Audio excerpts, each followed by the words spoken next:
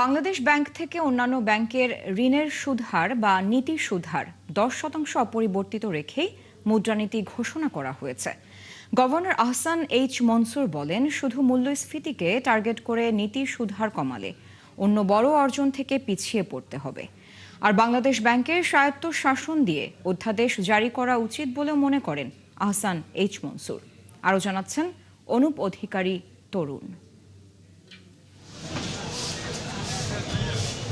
উচ্চ মূল্যস্ফীতির চাপে হাঁসফাঁস অবস্থা সাধারণ মানুষের। পরিসংখ্যান ব্যুরোর হিসেবে গেল জানুয়ারিতেও মূল্যস্ফীতি ছিল 8.58%। এর আগে গেল বছরের ডিসেম্বর মাসে ছিল 8.49% এবং নভেম্বরে ছিল 8.29%।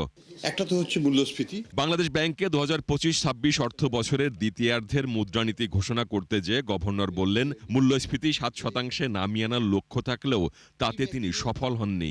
মূল্যস্ফীতির ক্ষেত্রেই আমরা একটু পিছিয়ে আছি। আমাদের লক্ষ্য ছিল এই সময়ের মধ্যে 7% যাওয়া, সেটা আমরা পারি নাই। আমাকে ওই ইন্টারেস্ট রেটের ব্যাপারে সরে আসাটা ঠিক হবে না। আমাদের অনেক অর্জন হয়েছে, হয়তো ইনফ্লেশনে আমরা এখনো ওই টার্গেট করতে পারিনি, কিন্তু একটা টার্গেট দেখে গুলি ছোড়াটা ঠিক হবে না। এখানে অনেকগুলো টার্গেট আছে, আমরা অন্য সবগুলো অ্যাচিভ করেছি, একটা হয়তো পুরোপুরিভাবে পারিনি, আংশিকভাবে পেরেছি। এই অবস্থায় যদি আমরা মনিটারি পলিসি লুজ করি, আমরা অন্য টার্গেটগুলো হারিয়ে ফেলতে পারি। কাজেই আমাদের যে গাইডলাইন আমরা মনিটারি পলিসি কমিটি থেকে আমরা পেয়েছি যে আমরা একটা পর্যবেক্ষণে রাখবো, কিন্তু এই মুহূর্তে পলিসি রেটটাকে আমরা কমাবো না। বাংলাদেশ ব্যাংক সংশোধন অধ্যাদেশ আমলে না নিয়ে অর্থ উপদেষ্টা তা ফিরিয়ে দেয় হতাশা প্রকাশ করেন গভর্নর। নির্বাচিত সরকারের সময় এটি নিয়ে আবার চেষ্টা করার কথাও বলেন তিনি। এটা হয়নি, সেটা দুঃখজনক, এবং এটা হওয়া উচিত ছিল। That would be my statement at this point. হওয়া উচিত ছিল, এবং আমরা যেটা করব, এটা পরবর্তী সরকারের কাছে আমরা এটা প্রেস করতে যাব। আমরা মনে করি যে এটা যৌক্তিক, এবং শুধু যৌক্তিক নয়, জাতীয় স্বার্থে এটা করা উচিত, যে সব সরকারেরই করা উচিত।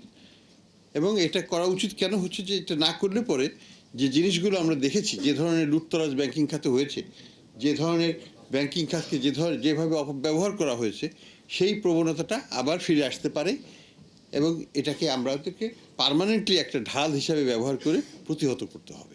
50 কোটি টাকার বেশি ঋণের ক্ষেত্রে বাংলাদেশ ব্যাংকই তদারকি করবে উল্লেখ করে গভর্নর বলেন, গেল 18 মাসে ব্যর্থতার চেয়ে তার সফলতাই বেশি। সরকার খেয়ে ফেললে অন্যদের জন্য কম খাবার থাকবে প্লেটে। খাবার কিন্তু পর্যাপ্ত আছে, আমাকে তো 100 টাকাই ভাগ করতে হবে, আমি তো 100 টাকার জায়গায় 150 টাকা পাবো না। তো এখানে সমস্যাটা হচ্ছে ডিস্ট্রিবিউশনের ইস্যু। সরকার যদি বেশি নিয়ে নেয়, প্রাইভেট সেক্টরের গ্রোথটা কম হবে স্বাভাবিকভাবে, এবং সেটাই হচ্ছে এখানে। অনুপ অধিকারী তরুণ, 71, ঢাকা।